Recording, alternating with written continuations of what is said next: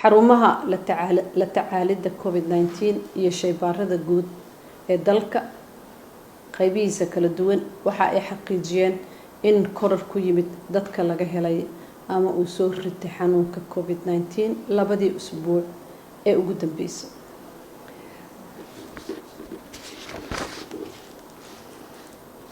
warbixinta xaaladihii ugu dambeeyay COVID oo aan ku kala qaadi doono 1 ilaa 31 bishii January 2021 iyo 1 ilaa 11 February 2021 si aan dadka u tusno hoosta ugu xariiqan isbedelka yimid iyo kordhac ku yimid. tirada la baaray 1 ilaa 31 January 2021 waa 14,648 qof. bisha February 1 ilaa 11 2021 inta la baaray waxay ahayd 5,996. xaaladaha cusub ee soo kordhay waa 98 qof January 1 ilaa 31 February 1 ilaa 31 ilaa 11 kana waa 133. waxaa lab ah 59 dhadigna waxa ay 29 baaritaankii January 1 ilaa 31 sidoo kalena February 1 ilaa 11 dadkii la baaray 133 waa lab dhadigna waa 56. xaaladaha soo kordhay goobaha ay kala joogaan haddaan idin dul maro. Banaadir January baaritaankeedu wuxuu ahaa 1 ilaa 31 43 qof. February 1 ilaa 11 kana waa 161. Somaliland waa 49. February 1 ilaa 11 kana waa 14. Puntland January 1 ilaa 31 inta la helayna waa 5. February-na isbuuci 1 ilaa 11 10.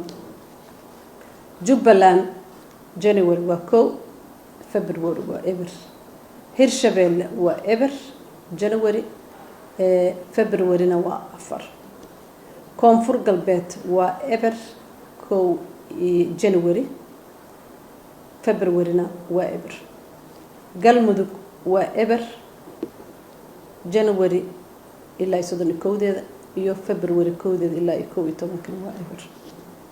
wadarta guud ee January la baaray wadanka waa laga helay cudurka xaaladda waa 98.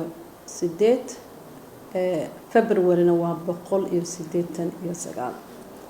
da'da dadka laga helay marka haddaan fiirino da'da 20 ilaa 39 waxaa waaye 42% oo ah January 1 ilaa 31. February 1 ilaa 11 waa 140. da'da u dhaxaysa 40 ilaa 49 tan January waa 55%. February-na waa 48%. inta ka weyn 60 waa boqolkiiba January waa 3. February 1 ilaa 11 waa boqolkiiba 1. wadarta waa boqoleydii markaan ka hadalno da'dooda.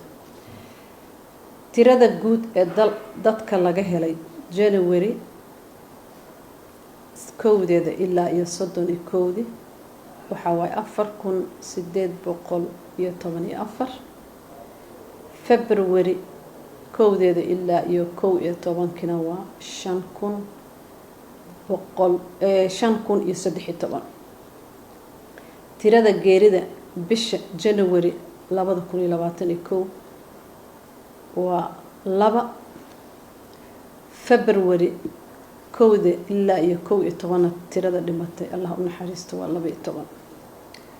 tirada guud ee dhimashada dalka January kowdeeda ilaa 31 waxay ahayd 132.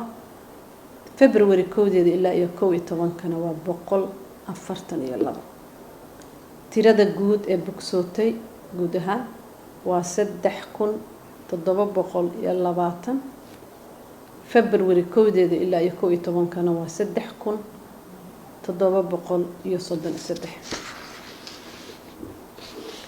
waxaa xaqiiq ah oo aan qirayna in dhammaan guulihii laga gaaray ka hortagga caabuqa coronavirus ay hogaaminayeen shacabka Soomaaliyeed oo gartay inay badbaadiyaan naftooda, mudnaanta ugu weyn siiyeen in la yareeyo faafitaanka cudurka. Soomaaliya ayadoona haysan tallaal, awood baaritaan oo ballaaran oo ku filan, isbitaallo casri ah, sariiraha sida gaarka ah ee badbaadinta bukaanada u soo rita caabuqa COVID-19 ayaan haddana ku guuleysanay inaan yareyno oo aan ka hortagno caabuqa coronavirus iyo faahfaahin. waxaan rabaa inaan bulshada la wadaago inay muhiim tahay ka hortagga. waxaan rabaa kaliya inaan ku daro in Soomaaliya imaan doono tallaalka haddii alle idmo. tallaalka wadanka la keenayo oo naloo yaboohay sida wadamo ilaa 120 ee adduunka ka mid ah la siiyo waxaa la dhahaa AstraZeneca UK. waa tallaal WHO iyo khubaro badan soo baartay shalayda ugu dambeysana taariikhda 11 la ansixiyay.